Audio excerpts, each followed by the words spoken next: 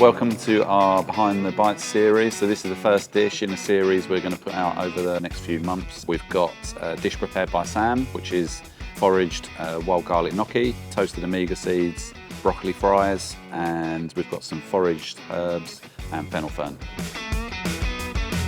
We've obviously got a base of the gnocchi, which is made using potato, wild garlic, egg, brought that together and poached the dumplings.